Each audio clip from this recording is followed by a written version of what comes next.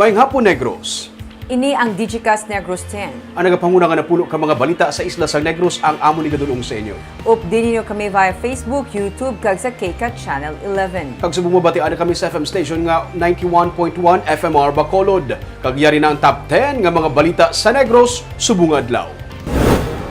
Team Asenso Bacolod kag Grupo Progreso dunga ng kick-off caravan sang Sabado. Duha ka mga miyembro sa NPA patay sa encounter sa Mamaylan City. Sa banwa sang Isabela, lalaki ginbuno-buno ang iya misis kag naghikog. Negros Occidental, mahimo magapabilin sa alert level 2 sa bulan sang Abril.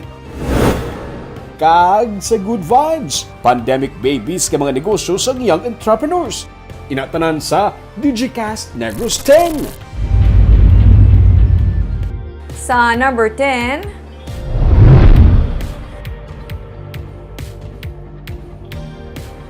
sa mga wala pa makatughong, hingagaw na kay man may dako na naman nga pagsaka sa presyo sang produkto petrolyo.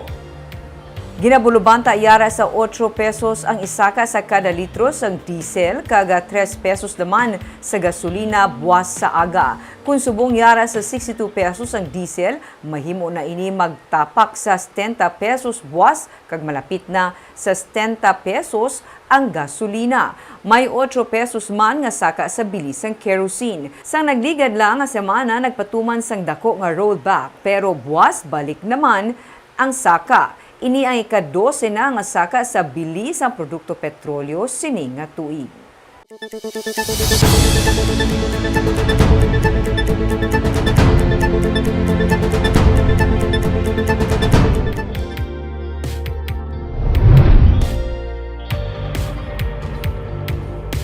Sa number 9, COMELEC nagsiling ang mga kandidato wala sa compliance sa guidelines para sa minimum health protocol.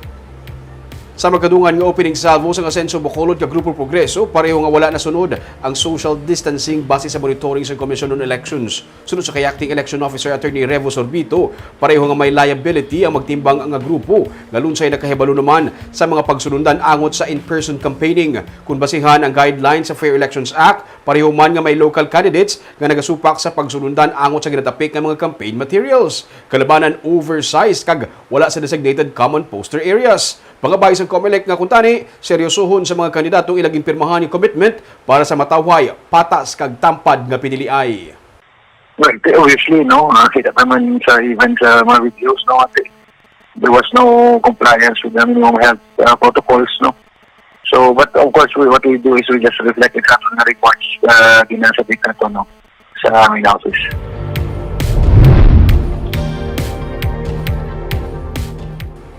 Sa number 8, kasubo nga daw pista ang ibukada sang lokal nga kampanya.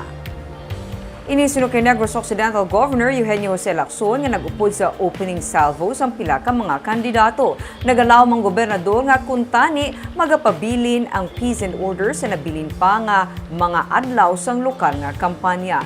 May na-identify man nga areas of concern ng PNP kag kalabanan diri tugas ang presensya sang rebelding grupo, ini nga bagay ang hindi man makontrol sa mga kandidato sunod sa iya. Ginasiling man nga wala na sunod ang physical distancing sa tunga sang pahanumdum sang COMELEC. Sunod sa gobernador, ini ang mabudlay nga mapunggan. Sa sitwasyon karon, may mga ordinaryo nga pumuluyo nga nagasiling nga eleksyon man lamang ang makabulong sa COVID-19. Sunod sa gobernador, duna naman gid sa Pinoy ang humor o kun ang makalahog. Nagalaw ang gobernador nga kuntani hindi na matabo pang liwat nga pagtimbuok sang kaso sang COVID-19.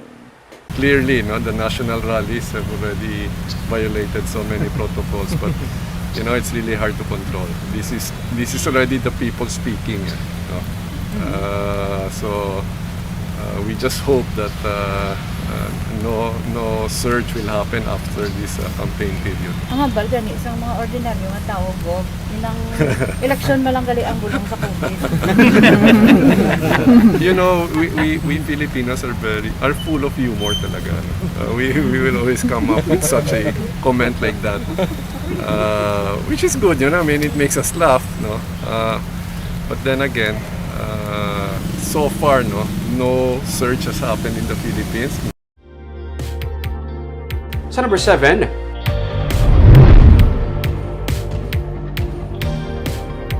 mahimo nga magpabilin sa gihapon ang Negros Occidental sa Alert Level 2. Mahina ipag-idog sang vaccination program sang probinsya. Ginapaabot nga magapagwa naman ang National IATF sang bag-o nga alert status para sa bulan sang Abril. Karon nga nagsugod na ang lokal nga kampanya, mahimo nga maapektuhan ang vaccination program. Sunod sa kay Governor Lacson, kung sadto mahinay ang dalagan sang programa sa bakuna, mahimo karon mas maghinay pagid. Mga 60% sa masobra 2 milyones nga target pabakunahan sa Negros Occidental ang fully vaccinated sunod sa kay Lacson. May mga 5% pa sa sunod sa iya nga nagahulat sang second dose kag kun matigayon na mabakunahan, magadangat na sa 65% ang mga fully vaccinated sa Negros Occidental. Isa sa mga rason nga ginatudlo nga hindi makaidog sa Alert Level 1 ang Negros Occidental, amo nga wala pa malambot ang kadamuon sang dapat mabakunahan sa may vulnerable sector, ilabi na ang sa bahin sang senior citizen. Especially now, no? Since the local campaign na nag-start, if it was slow before, it will even be slower now. No? Right now, the latest is, I think, of the 80% target, which is 2 million already, 60% have already been fully vaxxed.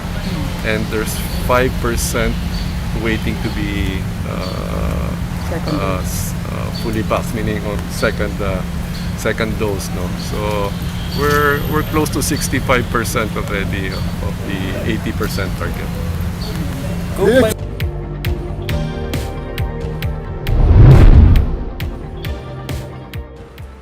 Sa number 6, driver sang motor patay matapos makabunggo sa salakyan.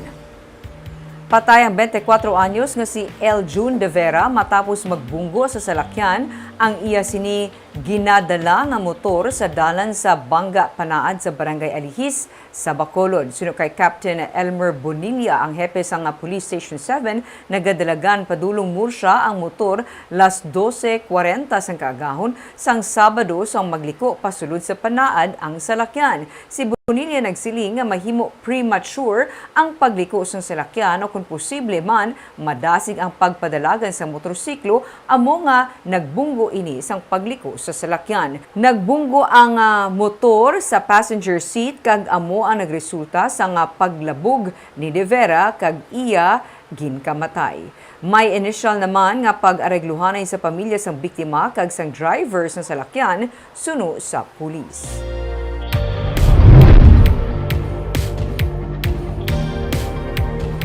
Sa number 5, Mr. naghikog matapos ginbuno-buno ang iya sininga misis. Patay ang mister sang iya ginutas ang iya sinikabuhi matapos niya ginbuno-buno ang iya misis kahapon sa barangay Banog-Banog sa Banwa sang Isabela. Sa investigasyon ka PNP, nabugtawan ang mister las 4 sang kaagahon kag nagwa sa ilang balay.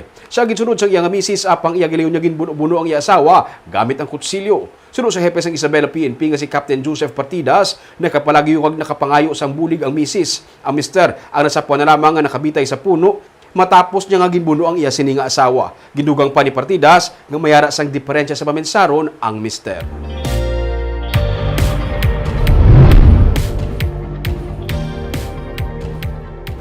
Sa number 4, duha ka mga ginaalegar NPA patay sa serye sang engkwentro sa Himamaylan City.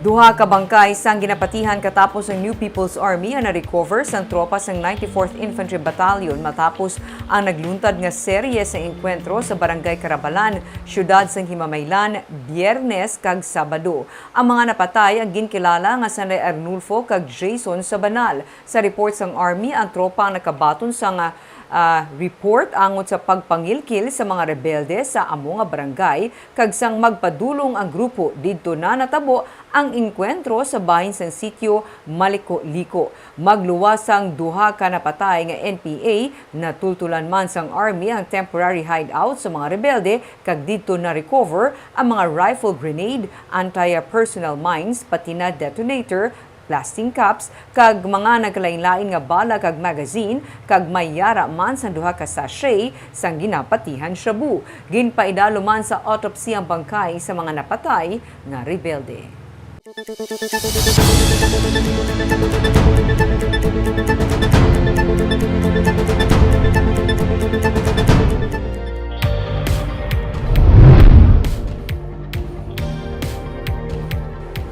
number 3, incumbent Congressman Greg Gasataya nagpanindugan nga wala siya nagpanago sang peak sang pandemic.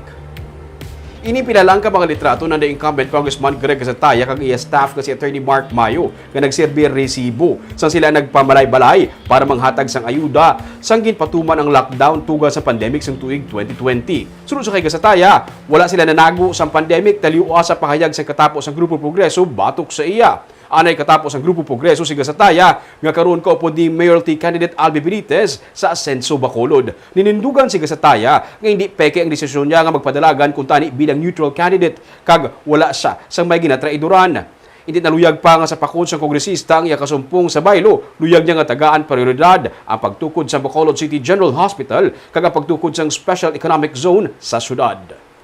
Ako yang ilaging traidoran! Ha? Way pagani kapailing may kandidato na sa ipakontra sa akon hinugay nyo na ko gani.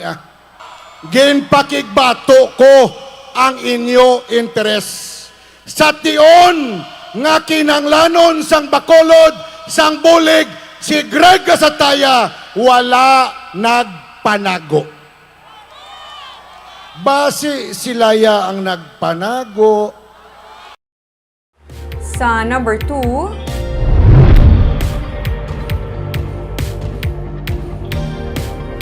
nagsapol kahapon ang mga alkalde sa Negros Occidental nga nagasuporta kay presidential candidate Ferdinand Marcos Jr. kag sa campaign manager sini nga si Benhur Abalos Jr. kag Mayor Chavit Singson sa Bacolod. Suno kay BBM Sara Negros spokesperson Sonny Coscolluela, liwat nga nagsaad sang ilang nga suporta kay BBM ang 28 ka mga alkalde sa Negros Occidental. Suno sa iya, sa amo nga pagsinapol ang mga alkalde ang ginhambalan nga magpadayon kag mag-deliver sa ginsaad nila nga boto para sa kadalagan sang kandidato nga ila ginatibong. Ginpahayag man ni Coscolluela nga sa Iloilo may 23 ka mga mayor ang nagupod kay Marcos kag sa Negros Oriental 18 naman ka mga alkalde ang nagpledge. Ang pagsuporta sang PDP laban na Kusi Wing kasubuman sang National Unity Party ang magatibong pagid sang kandidatura ni Marcos suno kay Coscolluela. Dugang pa niya na inepektibo ang ilang strategy nga pagpaiway sang hate politics kag negative campaigning. Rason nga si Marcos ang magapangibabaw sa Mayo nga piniliay. Election is a game of counting votes. So if you cannot convert your popularity to votes, basi madisgrasya ka. Pero makita mo ang supporter si BBM passionate. Even you can visit the what you call this, the headquarters of the volunteer groups, nagatuhaw lang on their own. So this is really phenomenal. Kag sa numero 1 sa mga balita, subong nga adlaw.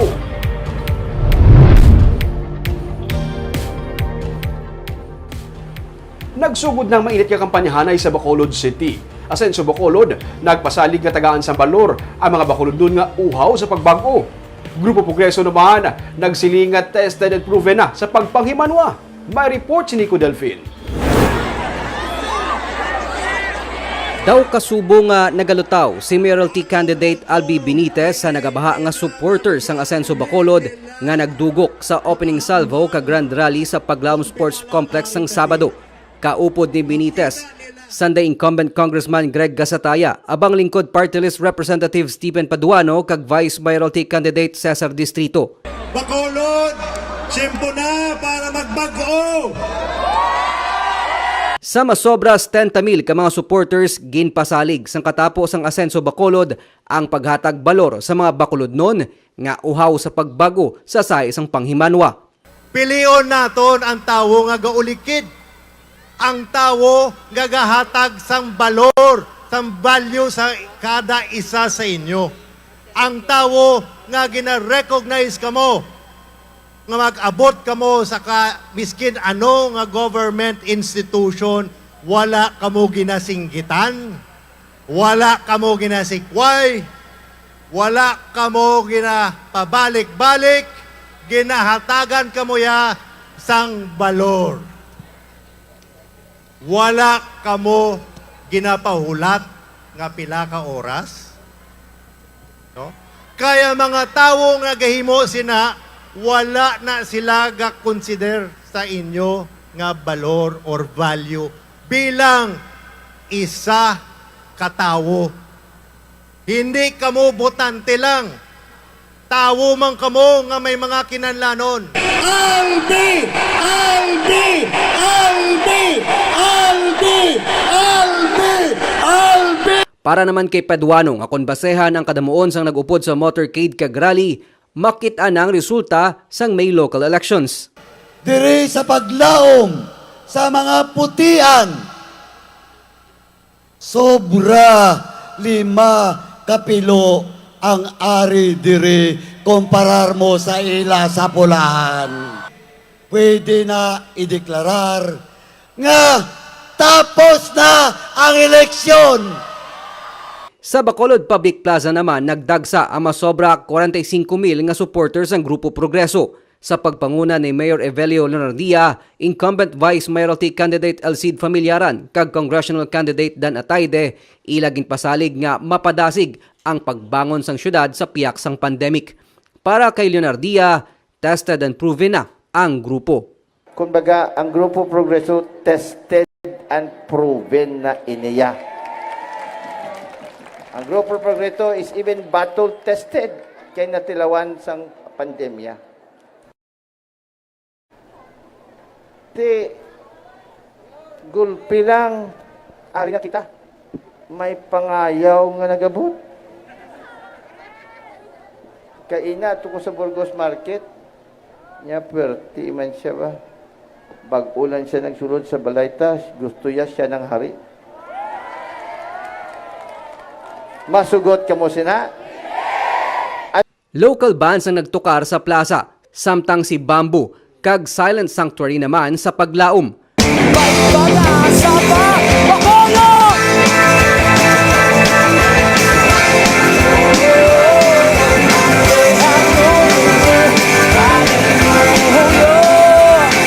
Wala man na paiway ang habuyanay sing issue nga naglabot na sa plano nga pagpasaka sang kaso pagkaligad sang opening salvo sang magtimbang nga grupo. Nico Delfin para sa DGCast Negros.